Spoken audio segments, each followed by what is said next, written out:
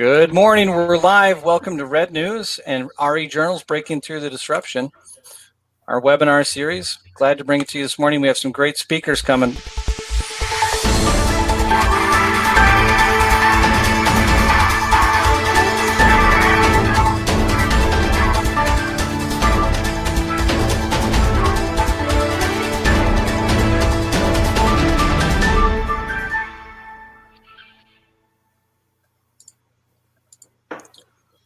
Looks like we already have several people live. I'm going to go through some housekeeping items first.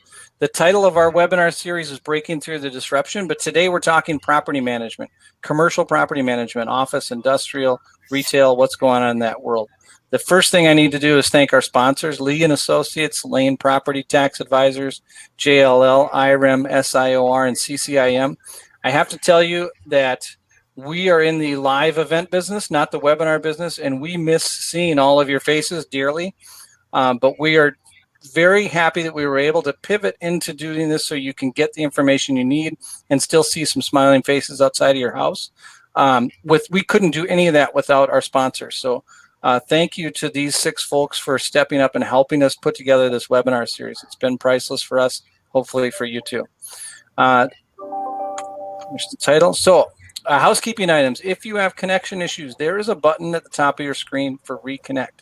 That fixes 99% of the problems. So if somebody's talking and they freeze up or you can't hear the audio, go ahead and hit that button. So rather than putting in the chat room, I have no sound, hit that button a couple times. If you still have no sound, then let me know. But that fixes most things.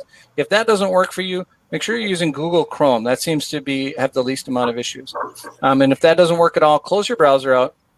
Go find the link we sent you, open it up again, start it over again. You can also do this on your cell phone, an iPad, or a tablet, or laptop. Multiple different devices all work kind of the same. The chat room works on all of them too. So feel free to switch around if what you're using isn't working. For the chat room, put your name in here, where you work, what state you're living in, so you can say hi to everybody.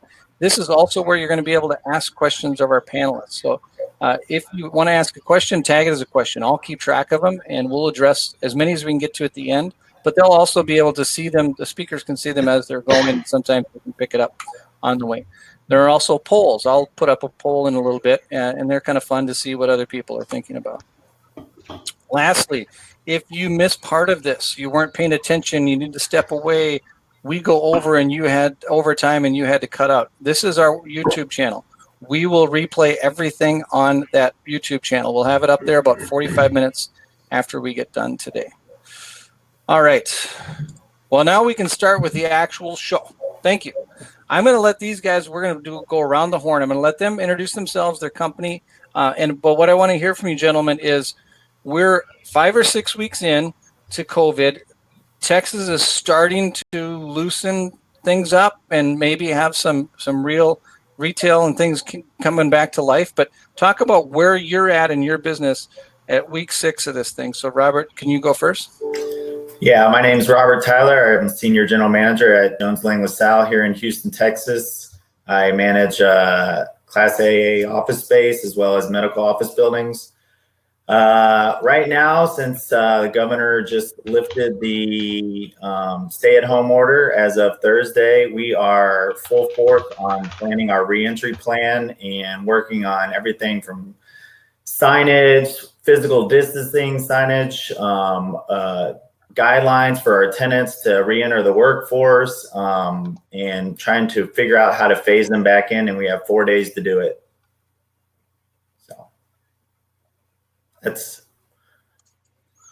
Let's go to Hunter. So Hunter Lane with Lane Property Tax Advocates. We currently in the current state, we've been working with local appraisal districts currently online. I think in next week, I'll be protesting over 500 complex commercial properties, all throughout the state of Texas. But a lot of different appraisal districts are functioning differently, so we're kind of having to adapt there. Mostly all of ours is virtual for currently right now. So 500, wow. Oh, we lost Sean. We'll get back to him. Are you there? Oh, Sean, your video went down. Punch that Yeah. video button. It said no. It says for some reason it's not picked up video. Okay. Well, we'll let you talk. Go ahead and introduce yourself. Okay. Sean Harvey with Lean Associates, Senior Managing Director. I oversee integrated services for Houston and Texas. We've been dealing with this a bunch, and just here to help give you my direction that we've been giving our team here in Houston. Awesome. Thank you. So, Sean, when someone else is talking, feel free to pop out and pop back in, and hopefully that'll fix it. Okay. Great. There you go. Sometimes just pushing buttons, just don't push the panic button, please. Okay, gentlemen. Well, let's talk. The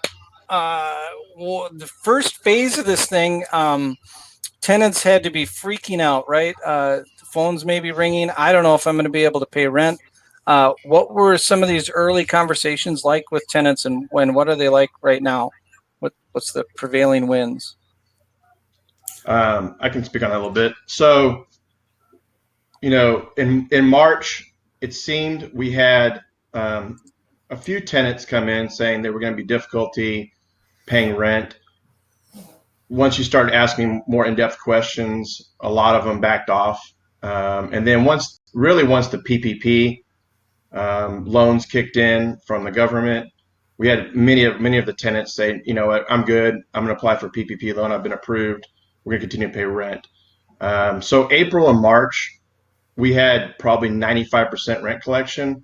We had to restructure a couple of tenants, but not very many. May is going to be more interesting now that we've been 6 weeks with many tenants not in their offices working. So far, we haven't seen a lot, but usually it's going to happen. Probably next week, we'll start seeing some of that ramp up. Robert, same story, or? Yeah, it's I think at the beginning it was all about health of all the employees within the building. Businesses really started shutting down before our buildings were still considered open, but individual businesses would decide on shutting it down, and they were taking the lead on having their workforce start to figure out how to work from home. Initially this was maybe a 2-week deal, and we thought we all could just work from home for 2 weeks and go back to normal after that. And every week it continues to get longer and longer and more challenging on how to continue to work from home, and then how to phase back in our re-entry plan. And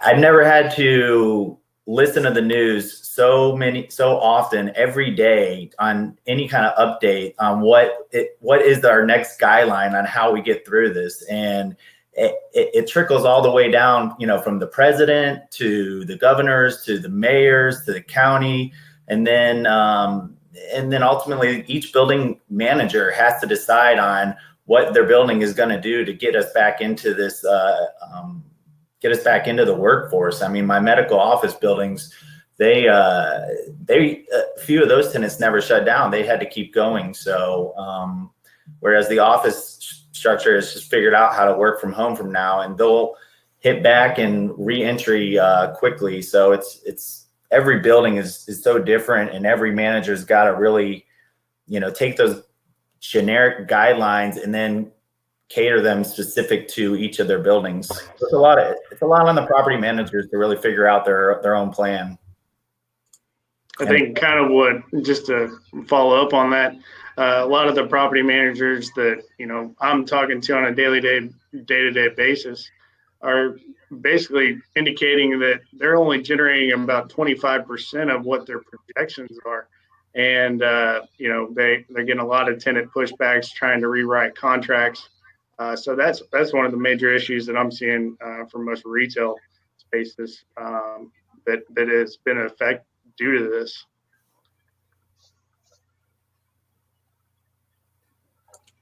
All right, I added a poll after Robert's dog was barking in the background. How many of you have That was Sean. That was Oh, mine. that was Sean. That was Sean's Sorry, dog. Robert. Oh, Sean, your dog's barking. I said, how many people have had their dog bark on a webinar so far? So I'm putting that live right now. Feel free to do that. Of course, I have a 13-week-old Saint Bernard who has been featured in a few webinars so far. So it's been kind of fun.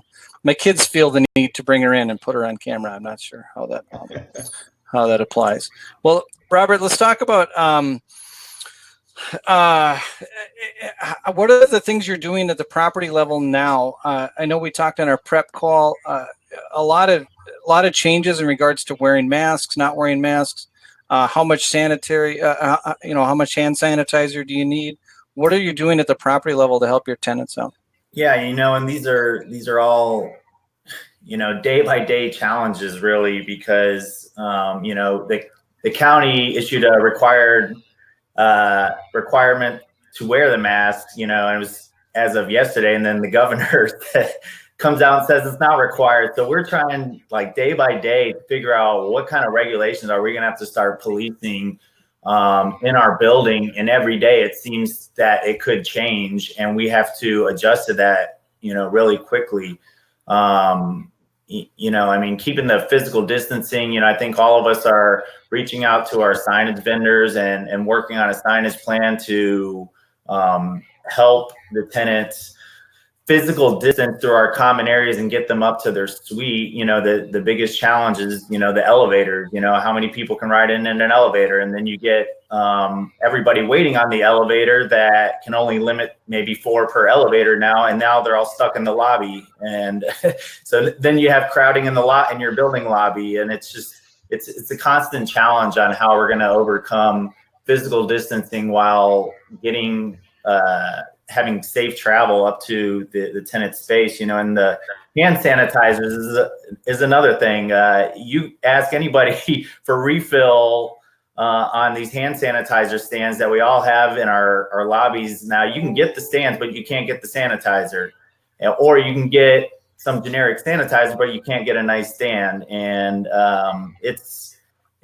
every day is just a new challenge, and we're playing it day by day, and working as really a region and as a group to try and figure these solutions out. I mean, we're using breweries to refill some of our hand sanitizer stations now.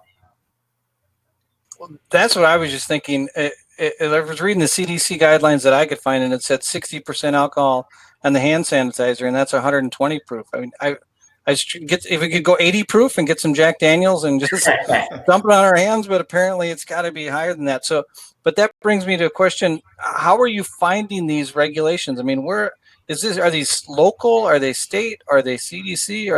Where are the guidelines coming from to help you out? They're very vague, to be honest. After the governor's news conference yesterday, I got through that and thinking, well, is it just the retail components that are going to be opening 25%, or since the stay-at-home's lifted now on Thursday, are all the office tenants going to come back and be 25%?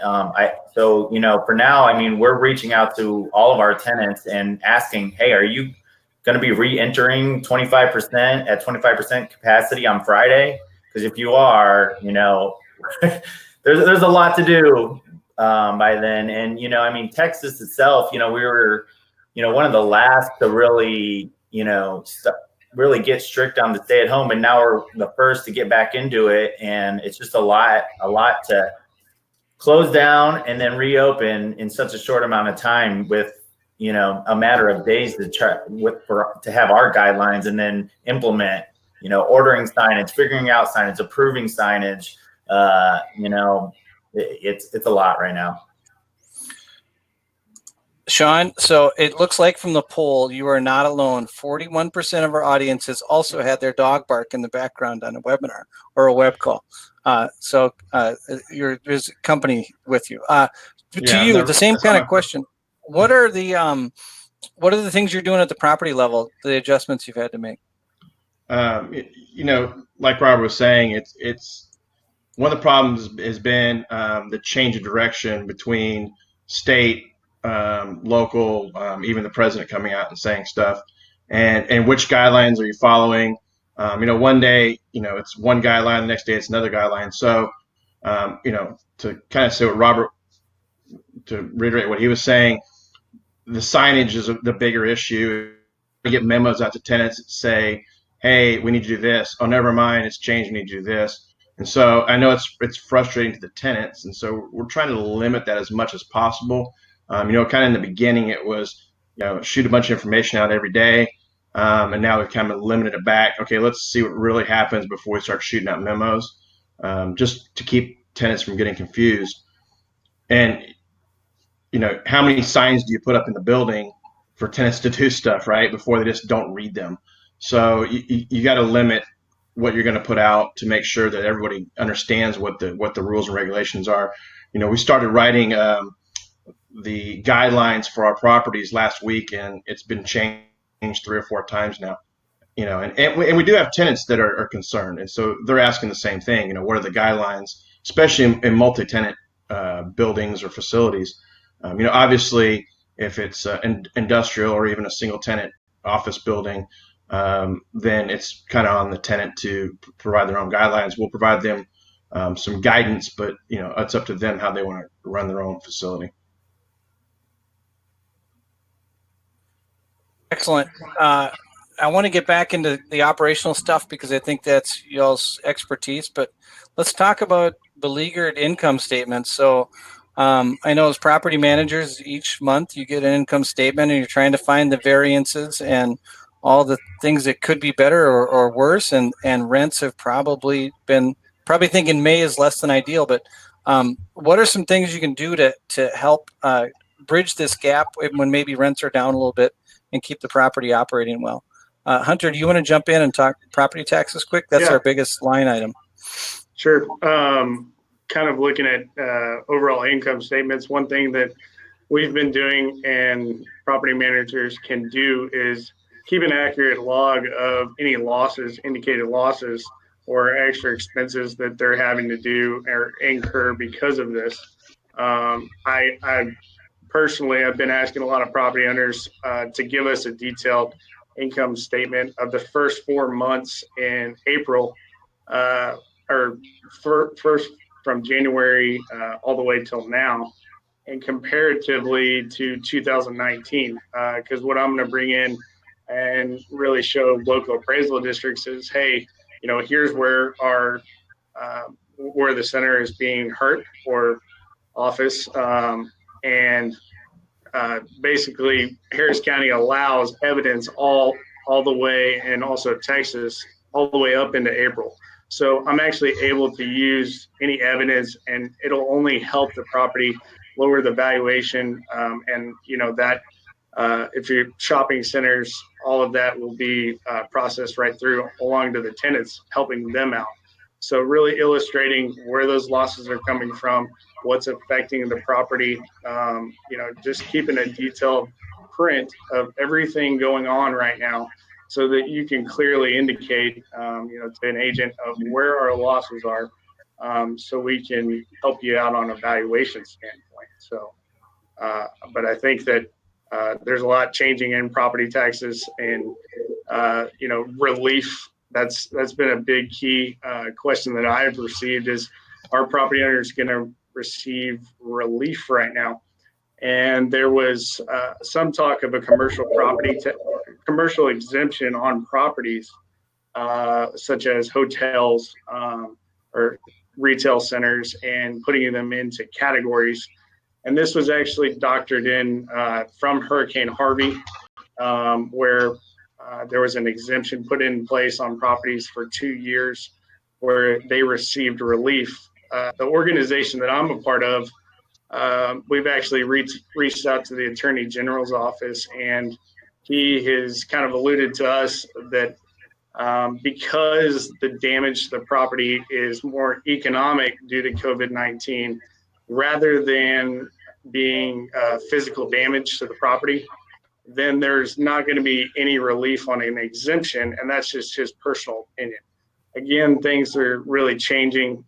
Also, on a jurisdictional level, not only are property values actually increasing, but your tax bill is going to be increasing too, because we've actually worked in Texas to allow certain taxing districts to only increase their budget by 8%. And they're actually increasing it by almost, they've been reduced to 3.5%. But because Governor Abbott actually declared this a disaster declaration in place, those taxing jurisdictions can actually increase 8%, almost 8%, like they have been in the past. So they completely throwing out the 3.5% increase in budget and almost going 8%, which I think is just out of control right now. So I think that's a big problem. People who are actually looking to buy properties during this time need to actually be very smart. They need to put their, not allow their loan amount to be published on the warranty deed.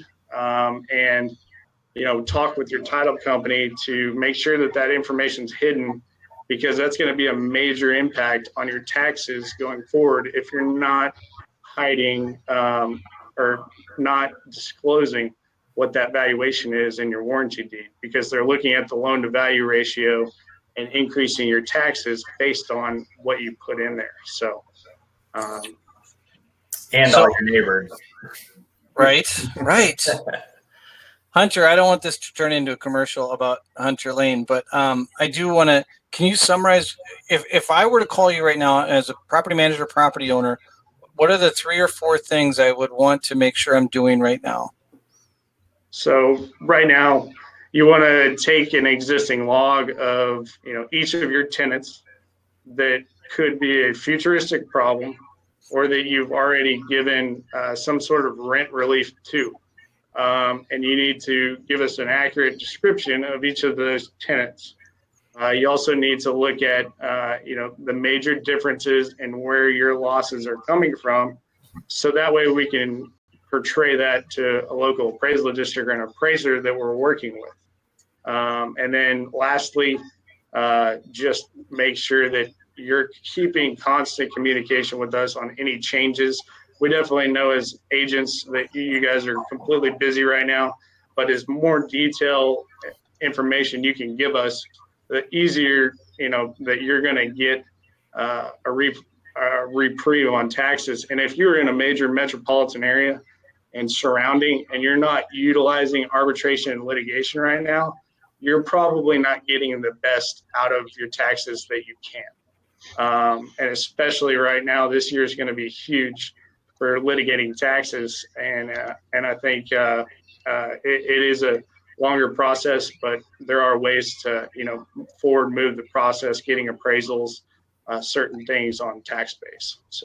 So I'm a northerner. I got to admit, I don't know Texas property tax. When does that start?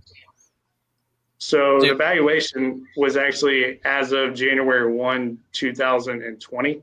Okay. So they're really not even taking into consideration anything that happened with COVID-19. That's why values have been increasing, because businesses were booming as of January 1. So now we're actually using all the way 4 months in and saying, whoa, wait a second. We're dealing with stuff right now. We got oil prices and COVID relief and people not going to work. But they're using that prior date to increase taxes, I think, one more time. But actually that COVID relief won't show up until next year. But there are ways around that. And I think that, we still use information from the future to depict the market value as of January 1, 2020. Yeah, and to kind of dumb it down also, I mean, like from a manager's perspective is like, you get your evaluation, what, around March or April, like right now, then a group like Hunter will do an administrative appeal. There's 2 appeals. There's an administrative appeal. We'll settle on an administrative appeal. We'll close out the year paying that tax assessed value amount. And then we'll go into our legal appeal, where Hunter's group will, get the lawyers involved, and they will use everything, any kind of tactic they can to, get that reduction on valuation, and that usually happens the following year. So everything that's happening right now won't even be resolved till, probably summer of next year, right? Right, Hunter? Yeah, that's right. We have settlement conferences, and with their amount of litigations in counties, your more metropolitan, heavy, dense areas are probably going to take a little bit longer. Probably looking at about 6 to 8 months after the certification of the rules, which is about May. And it's Or frustrating. they're looking to be about July right now. So, like, by the time that we actually settle on the property taxes, the next year has already been assessed again. We have to go through the whole process all over again with the even higher valuation than we started with on the year before. Exactly, because Texas is, each individual tax year stands on its own. So certain market conditions vary from year to year. So you might fight a case this year, but next year might be completely different. And, we could have a serious rebound after that. And the appraisal districts will look at, well, January 1, 2021, the property was performing excellent. And then they might jack the value again. And it's just a revolving door with these values. I put another poll up. This one's a little bit selfish. So if you're watching right now, click on that poll and give me an answer. If we had a live event, so if we had these three speakers right here live at, say, the Briar Club in Houston, would you be comfortable attending next week, or are you going to still take a wait and see approach? That'll help us kind of plan for the next few weeks as we roll back out of this stuff. Thank you for that. Hey, let's go back to Robert and Sean. So what are some of the other strategies you're using? Did you put off maybe that parking lot resurfacing, or what are some of the other things you're thinking about to bridge this maybe a year that's a little bit slower on revenue? It is interesting. Some of our ownerships have put a halt on larger projects. One of them, we were within a couple of weeks of starting. We put a stop on it for a brief hold. They still have the money set aside to do the capital project. Then we've had other ownerships that have said, no, I want to push forward because when this is over, I still want to have the property looking better to drive rents. Obviously every time you do capital projects, you're doing it to drive rents. And so it's interesting between different dynamics are taking different approaches to it. And I think also a little bit of it might be the class level of the buildings too. So you're seeing in B buildings, I think, are seeing that usually an economic downturn like we're heading into, you're going to see your increased occupancy going to B and C and decreased occupancy generally in A. So those owners in B and C want to be in the forefront of that. So as this continues in an economic downturn and tenants start to downgrade in building size to reduce the rent, they absorb those tenants that are moving around. Yeah, and for us, it's we're trying to control the non-controllable expenses. They are what they are, but the controllable expenses, where we can defer a project and punt it to the next year, we are. A lot of our buildings have reworked their HVAC system and the way we were cooling down the building to save money. We're reaching out to our service provider, not renegotiating contracts, but if we're due to have a new electricity contract, we're looking at that, given the price of oil is pretty much nothing right now. So it's a good time to lock yourself in for a new electricity provider if you can.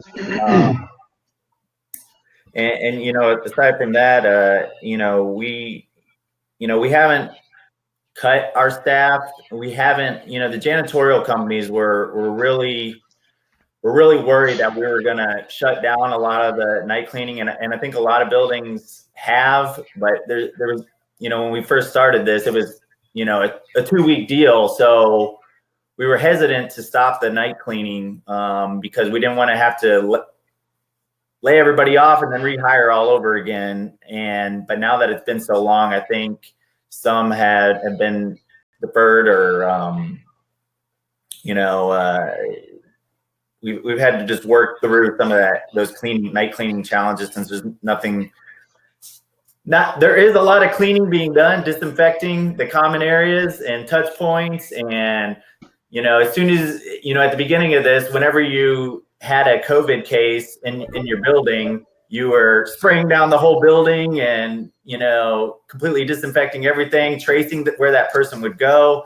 And then it just eventually got, some of these 1 million square foot buildings, they would have 13, 14 some cases, and it just got, non-economical, and you just couldn't trace all these people. I mean, so I think each property manager has kind of had to watch what's happening with their building, work with their janitorial services on steps to disinfect and constantly disinfect these touch points on where people were touching. Now that the buildings are empty, the good time to do one good spray to your common areas, get your touch points, work with your tenants to see if they want to get their interior space sprayed.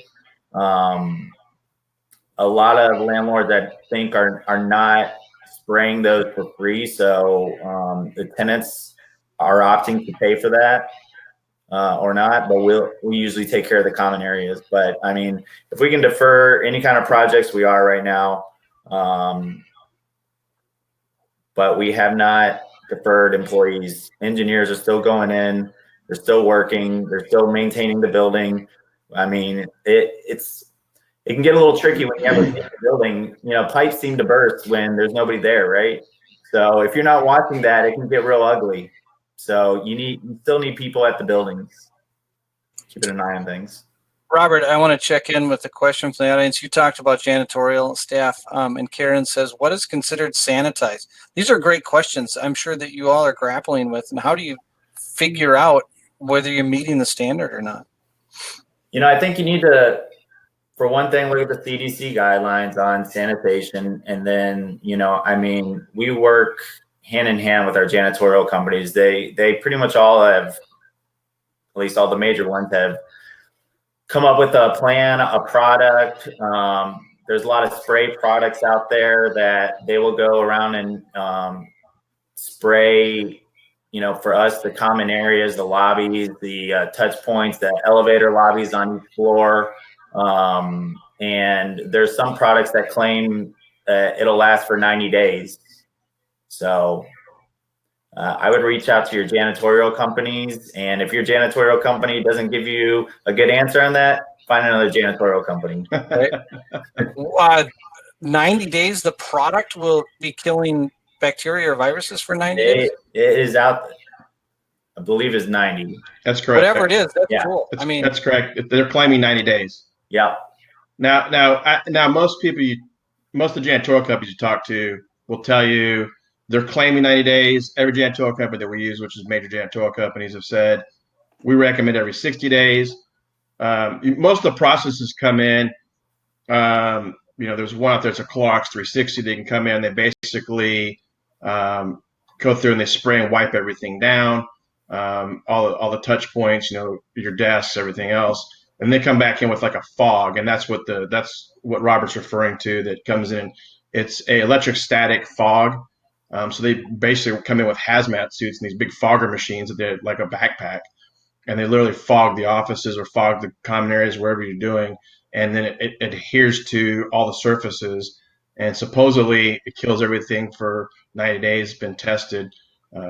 We're looking at it every 60 days. I mean, we're doing our management offices, we're doing our lobbies, our corporate office. We're doing every 45 to 60 days. Just so we're above and beyond the guidelines of the product.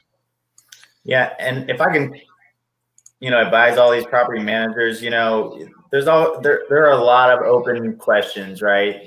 We are literally writing the book to how to deal with a pandemic, it seems like right now. So, if you don't know the answer, the best suggestion I can get is work with the team. Reach out to your local BOMA folks, research the CDC guidelines, try and work together, because the whole world is in this together, really. And we're all, there's certain guidelines for pandemic, but I don't feel like the real estate world had a written book on how to properly prepare for something like this. And so we're writing it right now. And so there's a lot of questions, a lot of questions without answers, to be honest. Robert, we're going to list you as the lead author on the new book. It's rough. I own an apartment building in Minneapolis, 75 units. We just closed our common areas down because we didn't know what to do. It's tough. Good answers. I thank you for the poll. I'm going to end that. It looks like for everybody's reference, 17% said they're ready to get out and go to an event again. I was going to guess 30, so it's a little low. And then right around 50% are kind of wait and see. I think that's where most of the nation is. And then for sure, if you're in this category of I'm not ready to get out and be about, I think it's best to stay home, especially our elderly people and people with pre-existing conditions. I don't think it's by any means. So thank you for those answers. I'm gonna keep it zoomed in on Robert, because he offered to show us a virtual property management tool that they're using. I think one of the best things that's come out of this COVID is our ability to adapt and change and maybe bring products to the forefront that we were not using or not making the most use of before. Robert, I'm going to turn it over to you. Yeah, so virtual leasing, gaining steam now. And so we use, and Sean's group uses this as well, Matterport, and Sean's probably more familiar, but I will run the presentation on how this system works. So let me turn on my screen share here and click on that and share that. So this is one of our properties in Sugarland. It starts you out with a basic floor plate of a 25,000 square foot space. And then if you click on this icon, this 360-degree virtual tour button, it will open up a link and get me to a virtual tour, which I have to open up in a new window and bring over here. So then it brings you into, can everybody see that? Yeah, all right. Yeah, so it brings you into the space, and here you're in the lobby. You can rotate this all the way around. You got your elevator lobby, so you know where you're at with the where your suite is off of the elevator lobby. And there's these little dots down here, and you basically just use these dots to walk through the space. And Sean, if you want to touch on any kind of, you said that you can measure dimensions of a particular room. Yeah, so you can, it's a good tool. This is a Matter camera, and it takes some training on it, and it's not cheap. One camera, I think, is about $10,000 with full setup. If you're going to really use it, it's going to cost you about $700 to $1,000 a month for a subscription to use it. We've been using it now for a while. It has come to play very much in this environment. It's nice. We've actually done some leasing off of this, where tenants have never actually been in the space. They've just used it. Some smaller tenants, 2,000, 2,500 square foot tenants. But yeah, they can enter the space, see what it looks like, especially in office. They're going to probably change out most of the carpet anyways, or if they like what they see, they can keep it. But generally, you're going to do paint carpet at least. But they can kind of see what the office is like.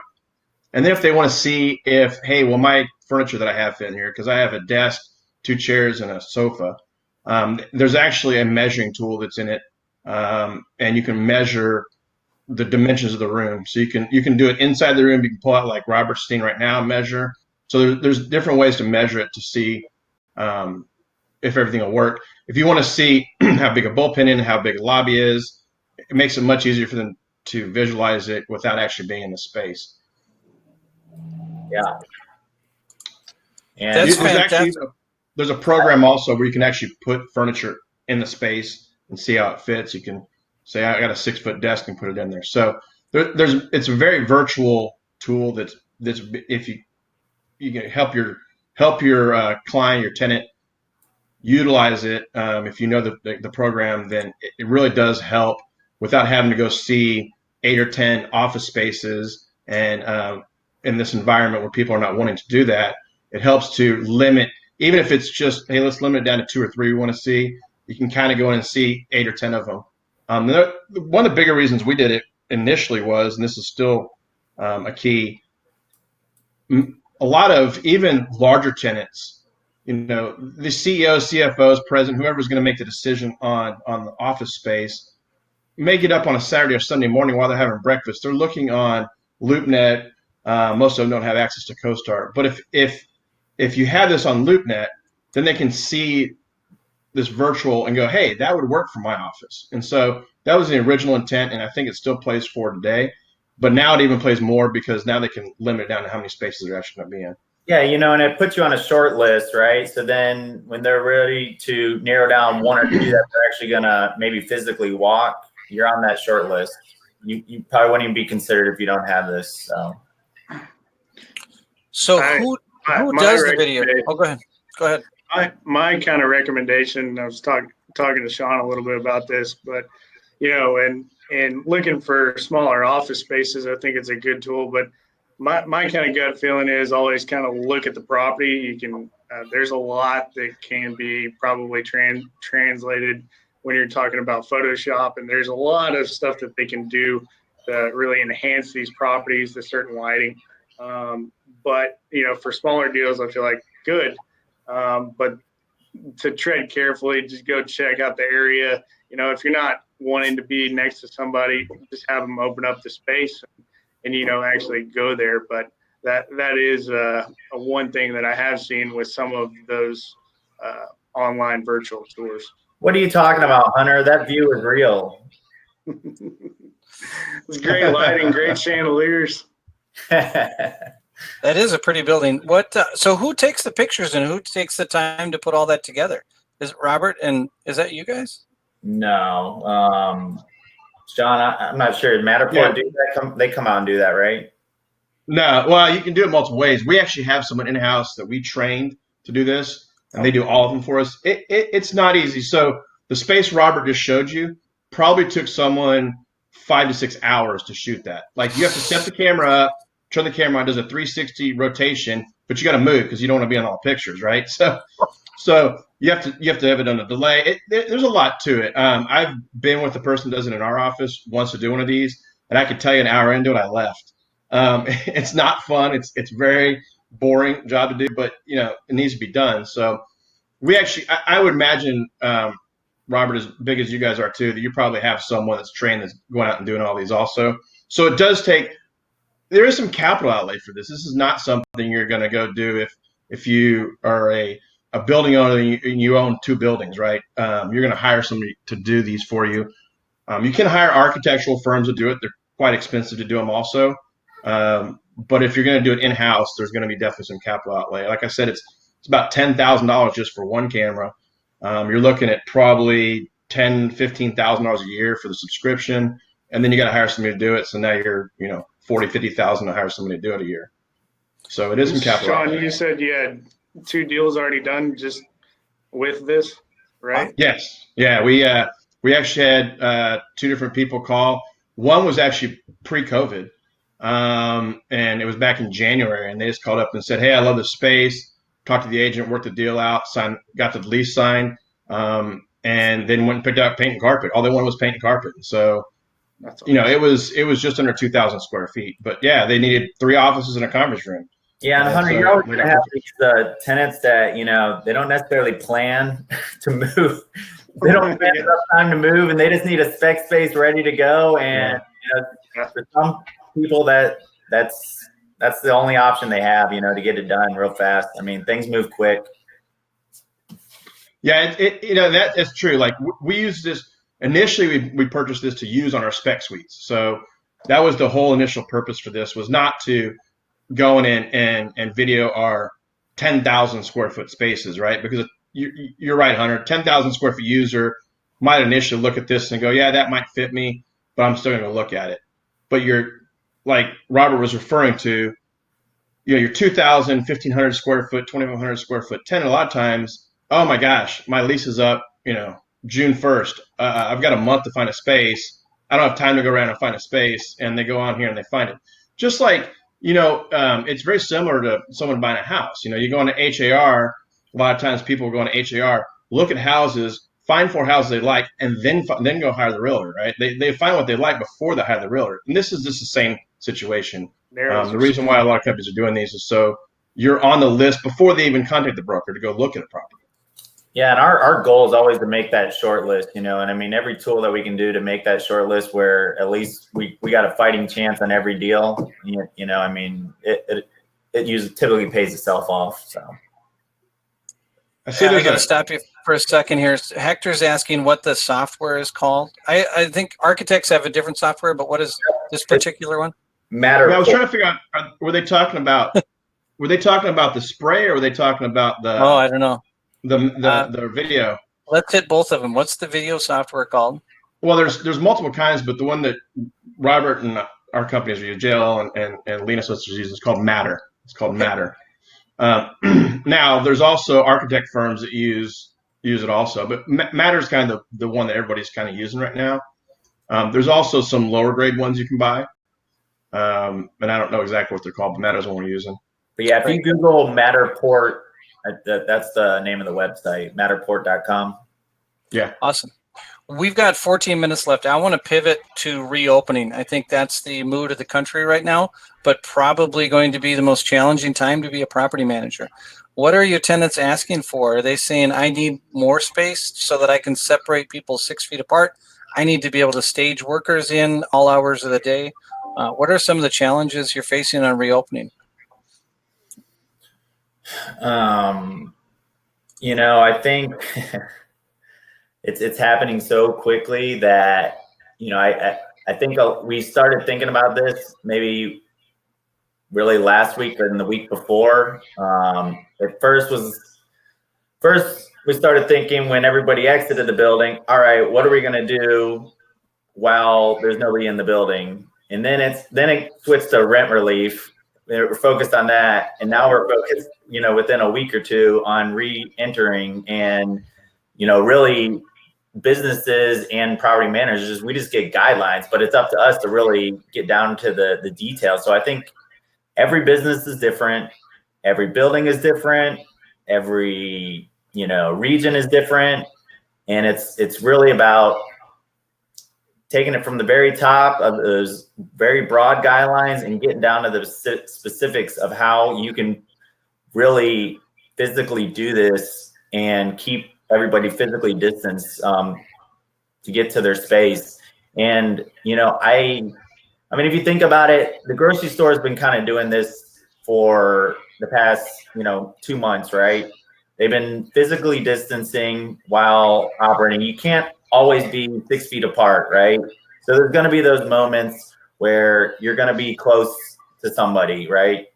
But I think if everybody's practicing, wearing the mask, separating as much as they can, we're not shaking hands obviously anymore. Maybe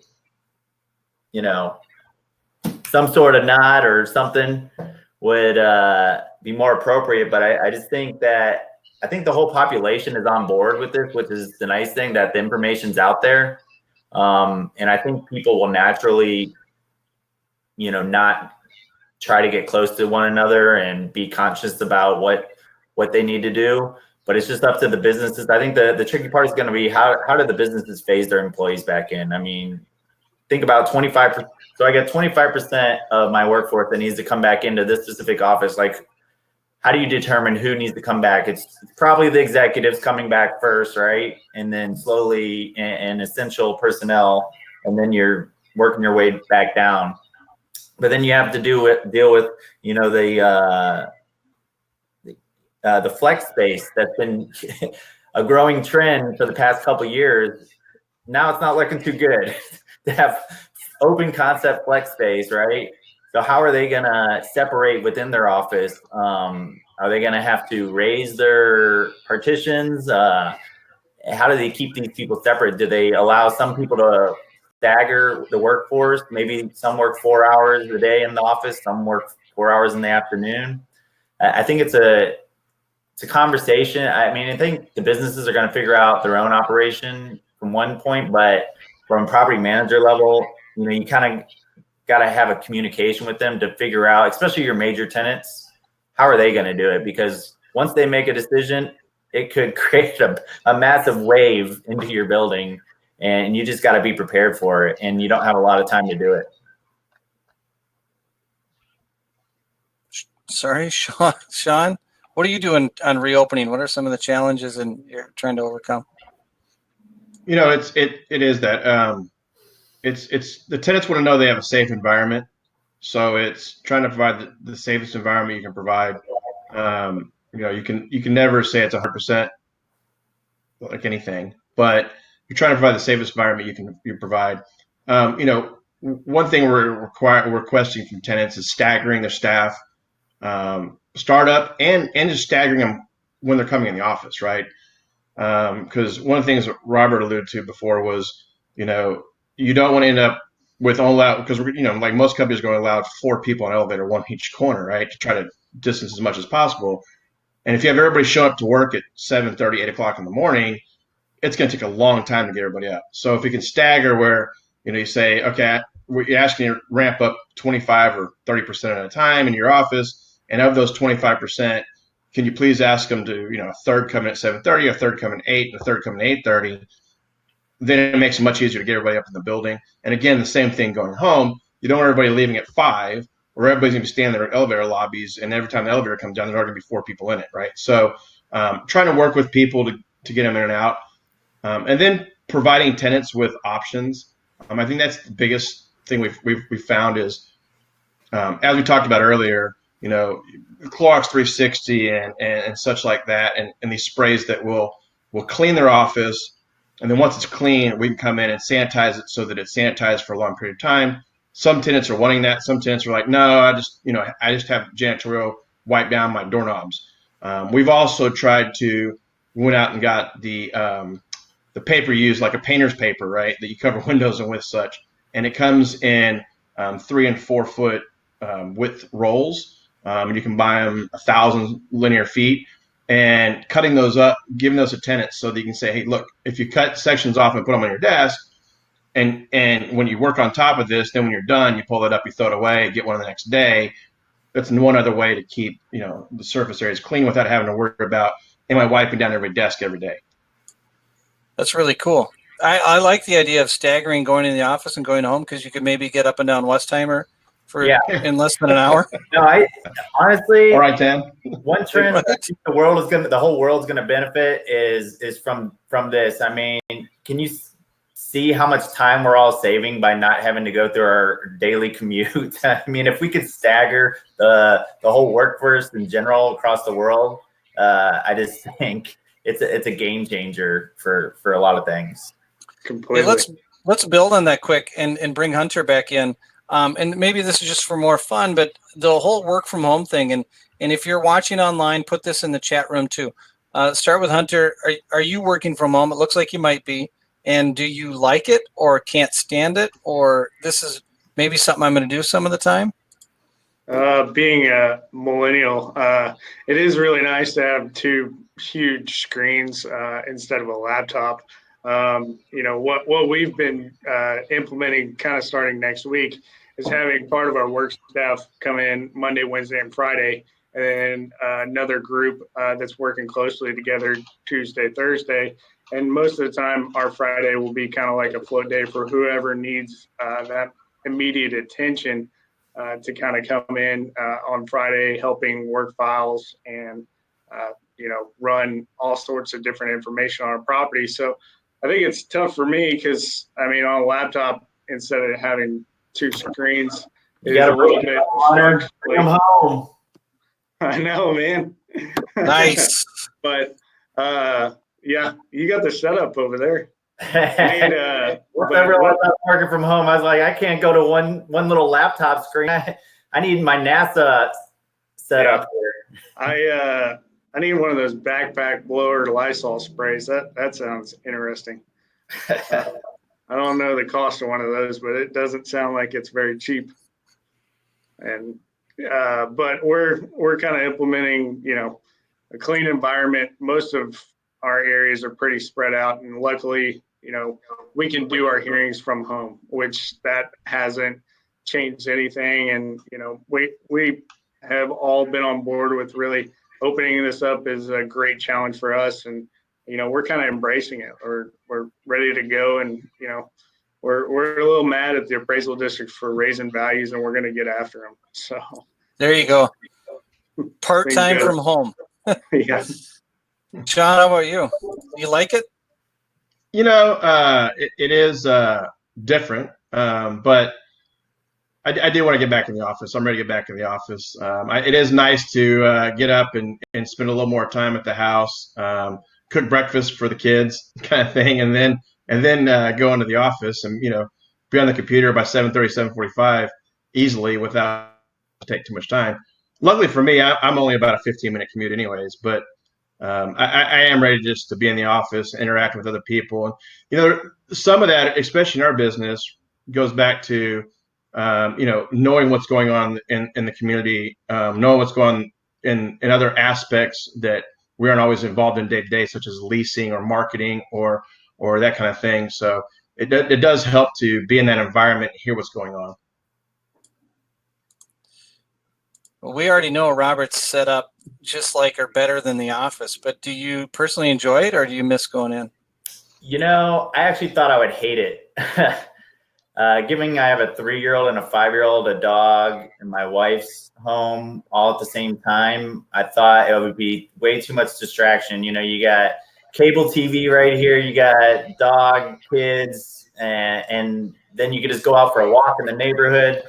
But to be honest, once I brought my whole setup, the docking station, the display screens, I haven't missed a beat. I've actually am more efficient now working from home because I don't have to worry about getting so dressed up all the time. I don't have to worry about my commute, which going into the medical center was an hour each way. So there's 2 hours of my life that's saved. If I want to pop out of my door for 30 minutes and say hi to my kids, it's really a nice break, to be honest. And I think going forward, and I think a lot of the population are going to start figuring out maybe spending a day or two out of the week just working from home. I think there's going to be a big movement now that everybody's been forced to figure out how to make it work. I think more people are behind it too. I like it. I'm going to give you guys one last chance to give final thoughts. Appreciate everybody's time here. As people watching online and our property managers and Hunter, our property tax guy, I'll throw up their slides with their contact info. You received an email from me when you registered. So you have my email address. You need anything, feel free to email. It takes me about a day and a half to get through all the emails I'm getting these days, but I will get to you. And I'll also throw up our YouTube channels if you want to watch the replays. So let's go back to Hunter. Final thoughts, and I'm going to flip through some slides.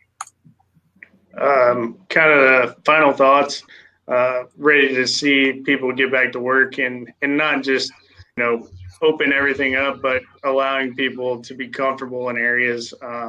And for valuations, I'd like to see property owners benefit from our system and be able to get certain tax relief based on the way the system is run today. So I feel like that there's a lot of areas where we can save tenants money, and looking forward to taking advantage of that. Sorry, let's go to Sean here. Yeah, it is a different world now, and I think it's going to be a different world going forward. And we just have to adapt. We've adapted numerous times in the past. Oil tanked in 2008, and everybody thought the world was going to end in Houston, Texas, and it didn't. And other parts of Texas, same thing. And we also thought, oh my gosh, occupancy is going to go to 50%, and we're never going to recover again. It's going to be like the 80s, and it didn't. We actually came out stronger. And then Harvey hit in Houston and surrounding areas in South Texas. And again, everybody thought, oh my gosh, the world's ended. We'll never recover. Well, not only recover, we came back stronger. So, I think it's just another dilemma that we're going through. It's something else we have to learn from. And I think we'll learn and everybody will be stronger at it. across Texas and across the world, I think people are going to come out of this stronger in the end. I think we are going to go into a slight recession, but that's unusual.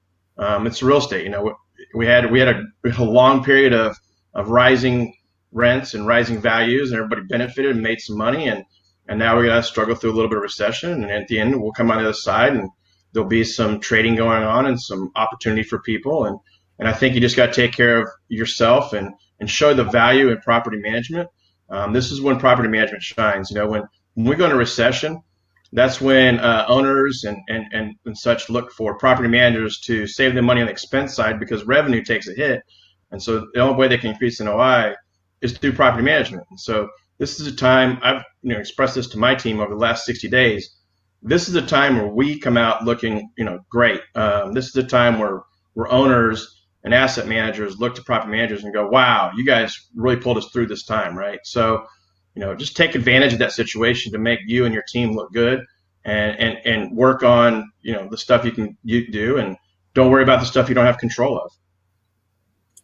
I love that message, Sean. It's a chance for us all to prove what we really can do when we need to step up. Robert, to you, final thoughts? Yeah, I agree with Sean. I think at the maybe not the short term, but the long term, as a society, we're gonna, and economically, I think we're gonna come out better at the end of the day. The technology is gonna be pushed into hyper speed now, so we're gonna get all these new technologies coming out that's gonna make us more efficient, better operators. It's really gonna force the issue that has been a slow sort of moving. It's gonna be put into hyperspeed. And like Sean said, the beauty about being a property manager, the owners need us when things are good. The owners need us even more when they're bad. So you have job security. As a property manager, there's always a need, right? And I think there's going to be growth in third-party real estate services. There's going to be a lot of changes that businesses are going to have to make some decisions, probably some merging, changing of office space design, different ways that they've operated, and they're going to need your expertise on figuring that out. And I think there's going to be even more business than before because it's going to be such a large shakeup for every sector of in the business world. And so everybody is going to have to try and figure out what the best way is for their business to operate now. And they're going to need brokers, they're going to need property managers to help make that become a reality. And for the property managers that don't know all the answers, trust me, there's not always an answer, right? You got to figure out the answer. First thing first, a property manager is not a healthcare professional. Don't give healthcare advice. Don't say, you're gonna be the one heat checking people. You need to really outsource those type of things. You can't give healthcare advice. You can't give legal advice. You really need to advise your clients that you need to outsource that, hire get their own legal involved, and get a vendor that will do those sort of heat checks and whatever kind of regulations you're going to have put on your building. I mean, don't try and police every single thing because it's just going to drive you mad. And, we'll all get through this. That's the best thing I can say is, it'll be ugly for the short term, but we'll get through it and we'll be better. I can tell you it feels good to have your governor saying positive things about getting out. We don't have that in Minnesota. So let's get back to work, America. Great. Thank you so much. Day is like haircut or barbershops effective like immediately. Like get out there. Right, we all need it. Except for Sean. Sean doesn't need it. That's right. No, my barber's still at home. Yeah, I'll be able to shave one of these days. All right.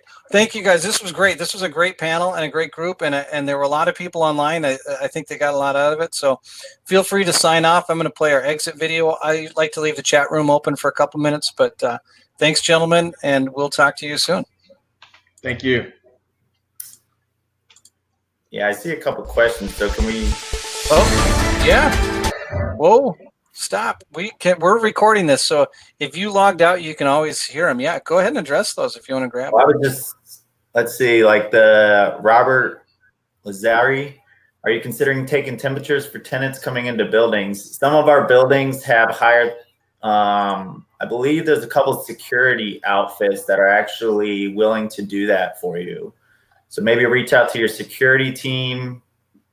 I think I'll have to figure out to see if there's any other vendors. Sean, do you know any other vendors that are doing the heat checks? No, I know that there's you can order the supplies to do it, but I haven't heard of vendors yet doing it. I'm sure there's some medical companies that'll be doing it, but a lot of those are tied up working on COVID cases. So yeah, and JLL will not allow any of our internal employees to do this. We are not health professionals. We are not going to tell somebody that they cannot come into this building because of their temperature. I mean, especially at my medical office building, everybody's going to fail anyways. They're all sick, so no point of that. But I would, if you can not do the temperature checks and just allow the tenants to do their own temperature checks inside their suites, that's probably the better, less liable way to go about. But maybe order the supplies and let them have ability to have the supplies, but not necessarily let them do their own testing yet. Yeah, I'd strongly urge on letting them kind of figure that out for their own business and not try and police it in the lobby, because really you're a public space. I mean, we're not getting temperature checks when we're going to the grocery store. So I think I saw a question earlier. It was regarding to does the chief appraiser have the ability to change the official valuation date of January 1, 2020? And during Harvey, they did have a reappraisal based on August.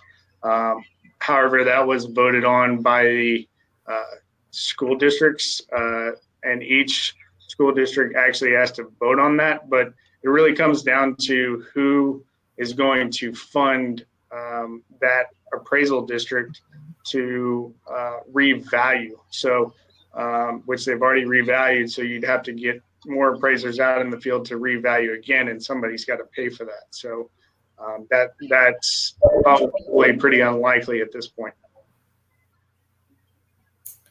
let's see. I see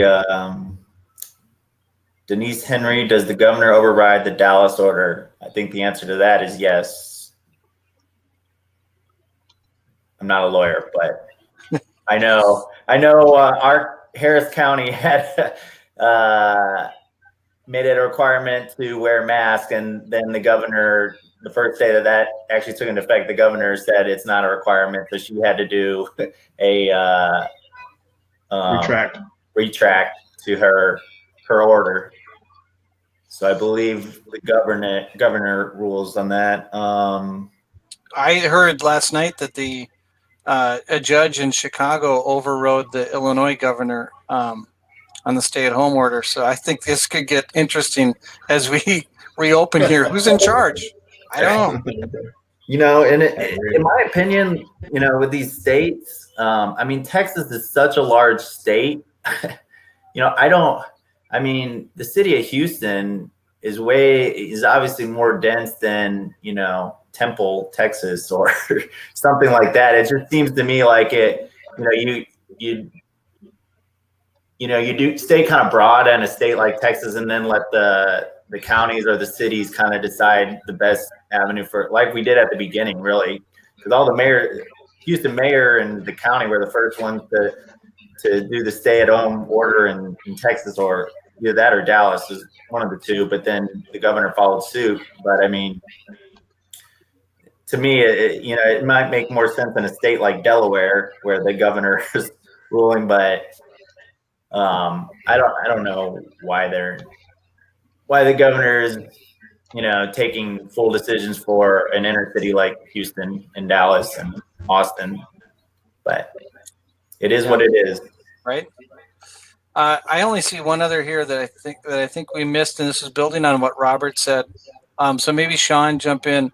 How much of this responsibility falls on the property manager to have tenants follow the guidelines? You know, you can have building policies and rules and regulations, but in the day, there's no way to police it, right?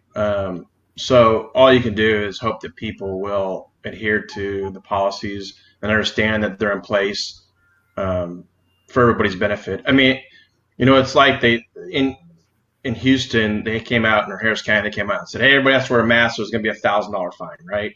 Well, the police department came right behind that and said, yeah, we're not going to police that, right? Like, we're not going to give everybody a $1,000 ticket for not wearing a mask. We got crime going up by 35%. So I think it goes back to the same thing. You just have to, you know, put out the policies and regulations to your tenants and say, hey, everybody please abide by these so that we can provide the safest environment possible. I think it's important though to have those regulations, right? So that people know, right? That might absolve some of the liability. I think you just need to roll out basic guidelines and, you know, maybe remind people periodically about those guidelines that aren't really following them. But, you know, I mean, I think it would be a hard pill to swallow to try to deny somebody from coming in your building because you think that they have COVID, you know. I mean, we're not medical experts here, so. Great. Anything else you guys want to cover? We're 11 minutes over. We can stay a couple minutes more, but otherwise, it looks like a bunch of people have dropped off. So, Okay. if you're ready to move on. Good. All right. Ready to go. Thank you. Wonderful show. Thank you, gentlemen. Have a wonderful day. Thank you, guys. Yeah. Have a good one. See you guys.